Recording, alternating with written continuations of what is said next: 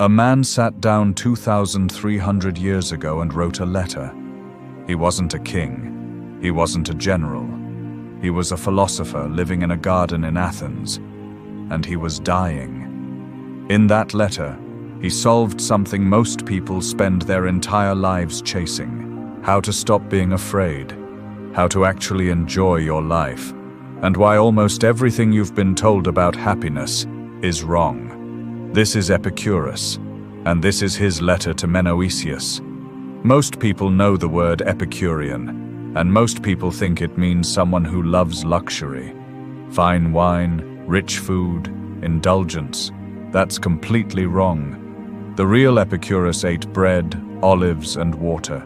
He lived simply.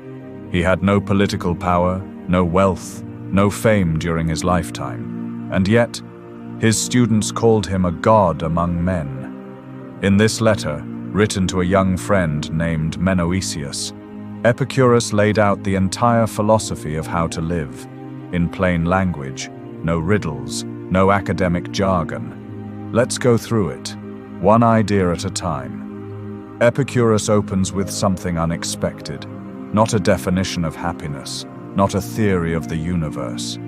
He opens with this: "Let no one be slow to seek wisdom when young, nor weary in the search when grown old. For no age is too early or too late for the health of the soul." Think about what he's actually saying here. Most self-help advice is targeted for people in their 20s figuring things out, or for people in their 50s trying to course correct. Epicurus rejects that entirely. He says, the moment you're alive, that's the moment to start. Because what he's offering isn't a career strategy or a productivity system. It's something he calls the health of the soul.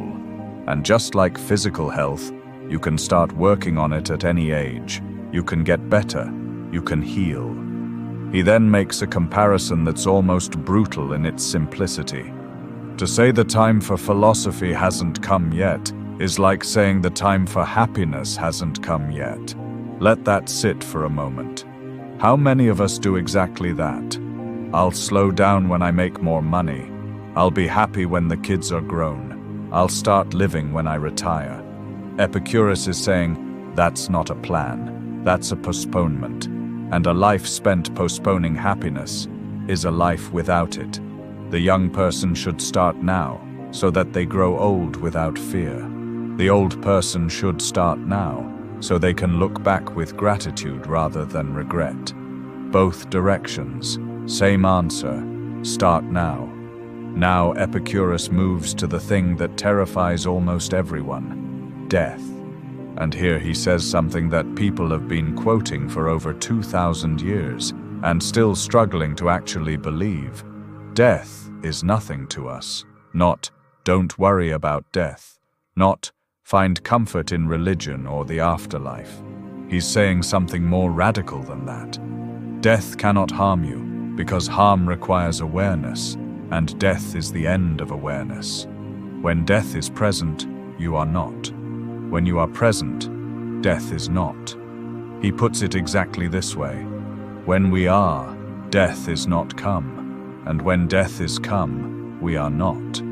It sounds like a logical trick, but sit with it longer and it becomes something else. The fear of death isn't actually a fear of being dead. It's a fear happening right now, while you're alive. It's anxiety, dread, the weight of something that isn't here yet. And when it arrives, you won't be there to experience it as bad. Epicurus is pointing out that we are suffering in advance, for nothing. And this isn't nihilism, it's the opposite. Because once you genuinely accept this, once it stops being an idea and starts being something you feel, it changes how you spend your time. The wise person, he says, does not cling to life out of fear, nor push it away out of despair. He enjoys the most pleasant time, not the longest. Think about that word, pleasant. Not productive, not ambitious, not optimized, pleasant.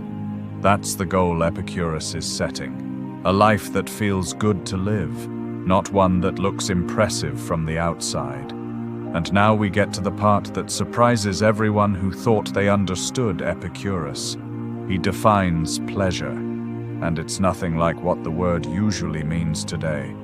By pleasure, we mean the absence of pain in the body and of trouble in the soul. That's it. That's the definition. Not excitement, not peak experiences, not achievement highs, not the dopamine spike of a new purchase or a viral post. Absence of pain, absence of trouble. He's describing a state that most of us have felt, but only in moments. A quiet Sunday morning, the feeling after finishing something difficult, sitting with people you love with nowhere else to be. Epicurus says, that's what you're actually after. That's the target. He then makes a crucial distinction between desires that are natural and necessary, natural but not necessary, and what he calls groundless desires. Empty ones, natural and necessary, food when hungry, rest when tired, warmth when cold, natural but not necessary, fine food instead of simple food. These are fine in moderation, but you shouldn't need them to feel okay. Groundless, fame, status, endless accumulation. These, he says, are not just unnecessary, they actively make you worse, because they have no natural limit. You can never have enough fame, you can never have enough status, so chasing them is a trap with no exit. He writes, plain fare gives as much pleasure as a costly diet, once the pain of want has been removed. Bread and water give the highest possible pleasure when brought to hungry lips. This isn't a call to poverty. He's making a point about baseline. When you train yourself to find satisfaction in simple things, two things happen. First, you are almost never deprived. Simple things are everywhere. Second, when you do have something luxurious, you actually enjoy it, because you're not anxious, you're not comparing, you're not performing, you're just there. Epicurus closes his letter with something that feels almost impossible to believe he wrote 23 centuries ago. He says, practice these ideas every day, alone, and with people who think the same way. Then never, either in waking or in dream, will you be disturbed, but you will live as a god among people. For people lose all appearance of mortality by living in the midst of immortal blessings. Live as a god among people, not by being powerful, not by being rich, not by conquering anything, by being undisturbed, by wanting what you already have enough of, by not fearing what cannot hurt you, by finding the real thing, the quiet, the warmth, the presence, instead of its expensive imitation. Here's what I want you to take from this letter. 1. It's never too late to start, and it's never too early. The only wrong time is the one you keep postponing. 2. The fear of death is costing you your life right now, not in some abstract philosophical sense. Today, this morning, every time anxiety about the future pulls you out of the present. 3. The goal isn't more, it's less friction, less noise, less wanting. What you're looking for is already available, mostly for free.